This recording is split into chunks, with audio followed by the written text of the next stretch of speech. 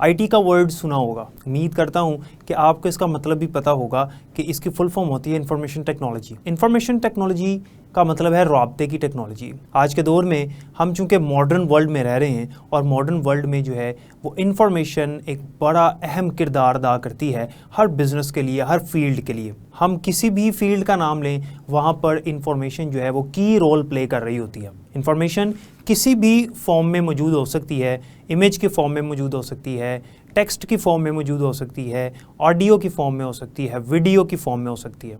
तो image, audio, video, text, document, different types की form में इंफॉर्मेशन मौजूद हो सकती है डिफरेंट इंस्टीट्यूट्स और डिफरेंट फील्ड्स में।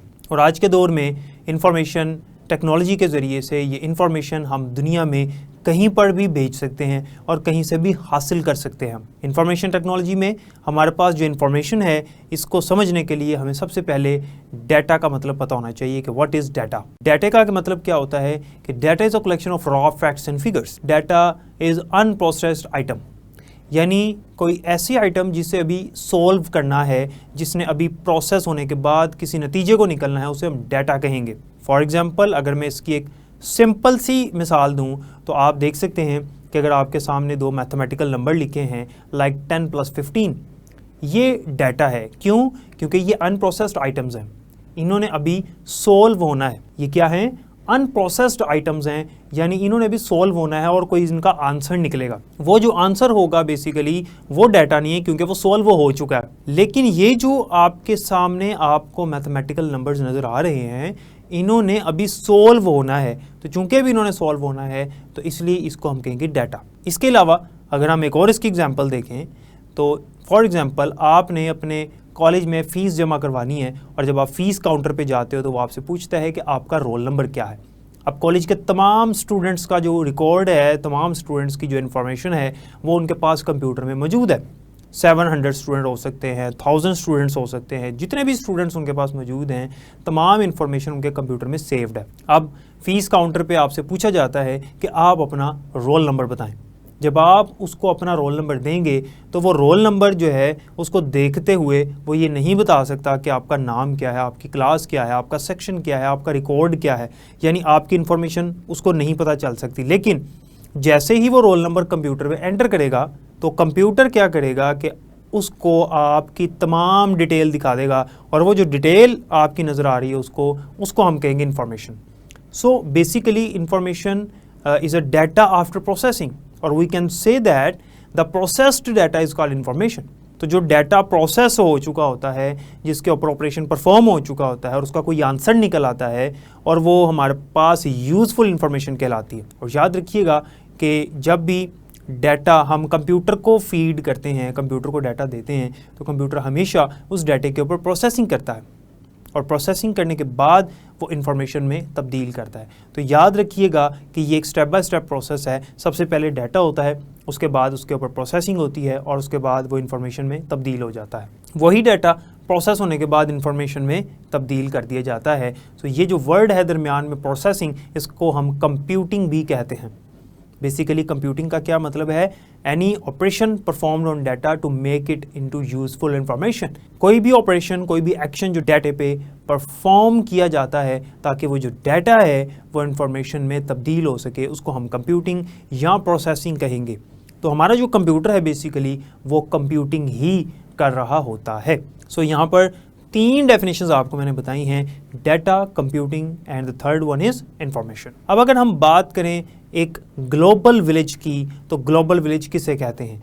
हमारा ये जो वर्ल्ड है, जो मॉडर्न वर्ल्ड है, ये ग्लोबल विलेज है, और इस ग्लोबल विलेज में जो इन्फॉर्मेशन है वो एक जगह से दूसरी जगह फ़्लो करती है। नेटवर्क के ज़रिए से, कम्युनिकेशन टेक्नोलॉजी के ज़रिए से इन्फॉर्मेशन पूरी दुनिया में फैली हुई है। इस दुनिया को, इस मॉडर्न एरा को हम क्या कहते हैं? हम कहते हैं ग्लोबल विलेज। और याद रखिएगा, फ्यू ईयर्स बैक जब हम कंप्यूटर इस्तेमाल किया करते थे, यानी जो लोग शुरू में कंप्यूटर्स का इस्तेमाल किया करते थे, तो वो जिस लोकेशन पर बैठे हैं, जिस लोकेलिटी पर वो मौजूद हैं, उस कंप्यूटर का इस्तेमाल सिर्फ उस स्पेसिफिक लोकेशन पर हो सकता था। यानी वो कंप्यूटर सिर्फ उस स्पेसिफिक लोकेशन पर फ़ायदा दे सकता था, प्रोसेसिंग कर सकता था, और उससे ज़्यादा कुछ भी नहीं। लेकिन आज हम दुनिया में कहीं पर भी मौजूद हैं, तो हम पूरी दुनिया के लोगों के साथ कनेक्टेड हैं। हम उस एक कंप्यूटर को इस्तेमाल करते हुए पूरी दुनिया में लोगों के साथ रब्ता भी कर सकते हैं, इंफॉर्मेशन हासिल भी कर सकते हैं और इंफॉर्मेशन शेयर भी कर सकते हैं। फॉर एग्जांपल, अगर मैं आपको कहूँ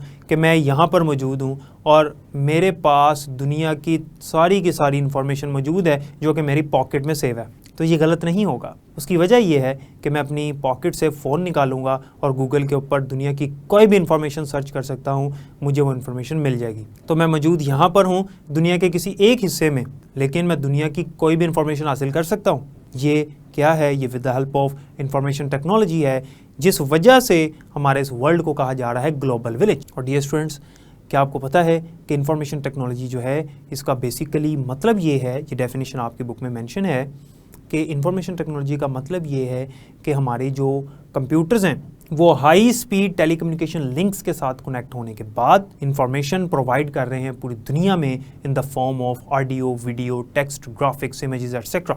यानी हमने अपने कंप्यूटर्स को नेटवर्क के साथ कनेक्ट किया हाई स्पीड टेलीकम्युनिकेशन लिंक्स के साथ, और हम दुनिया की कोई भी इंफॉर्मेशन हासिल कर रहे हैं, वो इमेज के फॉर्म में हो सकती है, वो ऑडियो की फॉर्म में हो सकती है, वो वीडियो की फॉर्म में हो सकती है, टेक्स्ट की फॉर्म में हो सकती है, और हम किसी को यही इंफॉर्मेशन, कोई अपनी इंफॉर्मेशन या किसी भी तरह की इंफॉर्मेशन प्रोवाइड भी कर सकते हैं। फॉर एग्जाम्पल, मैं आपको इसकी एक बड़ी बेहतरीन एग्जाम्पल देता हूँ। आप लोग अपने घरों में बैठे हुए हैं, कोई स्टूडेंट कहीं पर मौजूद है, कोई स्टूडेंट किसी जगह पर मौजूद है, और मैं यहाँ से आपके साथ इंफॉर्मेशन शेयर कर रहा हूँ, आपको इंस्ट्रक्शंस दे रहा हूँ, आपको लेक्चर प्रोवाइड कर रहा हूँ in the form of text जो कि आप देख सकते हैं, in the form of audio जो कि आप सुन सकते हैं, in the form of video actually जो कि आप देख रहे हैं, और अगर यहाँ पर इमेजेस भी चलाई जाएँ तो वो इमेज भी साथ आ जाएगी। तो बेसिकली ये वीडियो ही है ना, तो वीडियो के अंदर ही टेक्स्ट भी है, ऑडियो भी है और इमेजेस भी हैं, ये सारी चीज़ें इसके अंदर आ जाती हैं। तो इन्फॉर्मेशन आप हासिल कर रहे हैं जो कि मैं आपको समझा रहा हूँ, सिखा रहा हूँ, और पूरी बुक जो है वो आप सुन सकते हैं, पूरी बुक में जितनी भी इन्फॉर्मेशन है वो आप ले सकते हैं, मैं आपको समझा रहा हूँ। ये किसकी वजह से है? ये इन्फॉर्मेशन टेक्नोलॉजी की वजह से है। आपके जो कंप्यूटर्स हैं, लाइक मोबाइल फ़ोन हो सकते हैं, लैपटॉप्स हो सकते हैं, कंप्यूटर सिस्टम हो सकते हैं, वो टेलीकम्युनिकेशन लिंक्स के साथ कनेक्ट होने के बाद इस इन्फॉर्मेशन को हासिल कर रहे हैं। तो ये हाई स्पीड कम्युनिकेशन लिंक्स हैं जिनके ज़रिए से हम एक दूसरे के साथ कनेक्टेड हैं और हम पूरी दुनिया में लोगों के साथ कनेक्टेड हैं।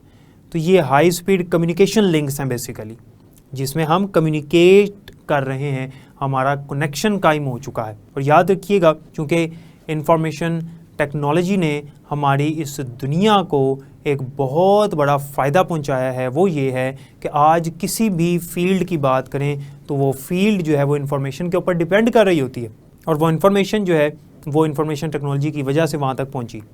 आप किसी भी वेबसाइट की बात करें, किसी ऑनलाइन कंपनी की बात करें, तो वहाँ पर इंफॉर्मेशन जो है वो एक बेहतरीन काम कर रही, इंफॉर्मेशन जो है वो एक की रोल प्ले कर रही है, बैकबोन का काम कर रही है। मिसाल के तौर पे अगर किसी ऑनलाइन शॉपिंग वेबसाइट पर हम जाते हैं तो वहाँ पर सारी की सारी इंफॉर्मेशन पड़ी हुई है, इंफॉर्मेशन के बगैर वहाँ काम नहीं हो सकता। क्लाइंट्स की इंफॉर्मेशन, सेलर्स की इंफॉर्मेशन, प्रोडक्ट्स की इंफॉर्मेशन जो कि उनकी वेबसाइट पर मौजूद है, अगर ये इंफॉर्मेशन ना हो, जो प्रोडक्ट्स वहाँ पर सेल की जा रही हैं उनकी इन्फॉर्मेशन ही ना हो, जो क्लाइंट्स हैं उनकी इन्फॉर्मेशन ना हो, जो वहाँ पर सेलर्स हैं उनकी इन्फॉर्मेशन ना हो, तो वेबसाइट नहीं चल सकती, बिल्कुल भी नहीं चल सकती। तो वेबसाइट डिपेंड कर रही है इन्फॉर्मेशन के ऊपर। अगर हम मेडिकल फील्ड की बात करें, अगर हम एजुकेशन फील्ड की बात करें, किसी भी फील्ड की बात करें, तो वहाँ पर कंप्यूटर सिस्टम मौजूद है और सारी की सारी इन्फॉर्मेशन उस सिस्टम पर मौजूद है। इसके अलावा हमारे पास यहाँ पर एक टर्म है और बड़ी इंपॉर्टेंट डेफिनेशन है, that is called digital convergence. तो ये जो मैंने आपको समझाया कि हर फील्ड के अंदर इंफॉर्मेशन मौजूद है with the help of information technology, with the help of computers, तो इस चीज़ को कहते हैं डिजिटल कन्वर्जेंस। यानी डिजिटल कन्वर्जेंस बेसिकली एक टेक्नोलॉजिकल मर्जर है ऑफ वेरियस इंडस्ट्रीज, एंटरप्राइजेस। हमारे पास जितनी भी इंडस्ट्रीज़ हैं, जितनी भी फील्ड्स हैं, उनके साथ टेक्नोलॉजी मर्ज हो चुकी है। कौन सी टेक्नोलॉजी?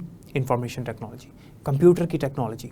और ये टेक्नोलॉजी जब डिफरेंट फील्ड्स के साथ मर्ज हुई है तो वहाँ पर इलेक्ट्रॉनिक गैजेट्स इस्तेमाल किए जा रहे हैं इस इंफॉर्मेशन को एक जगह से दूसरी जगह ट्रांसफ़र करने के लिए, एक दूसरे के साथ रब्ता करने के लिए और इस इंफॉर्मेशन को कम्युनिकेट करने के लिए। आप किसी भी फील्ड का नाम लें, मैं अगर एजुकेशन फील्ड का नाम लूँ तो आप ऑनलाइन लेक्चर सुन रहे हैं, with the help of information technology, with the help of computers. आप मेडिकल फील्ड की बात करें तो वहाँ पर पेशेंट्स का रिकॉर्ड स्टोर किया जाता है, तो वो सारी की सारी पेशेंट्स की इंफॉर्मेशन, डॉक्टर्स की इंफॉर्मेशन कंप्यूटर पे मौजूद है। इसके अलावा अगर हम बिजनेस की बात करें तो जितने भी कारोबार हैं with the help of information technology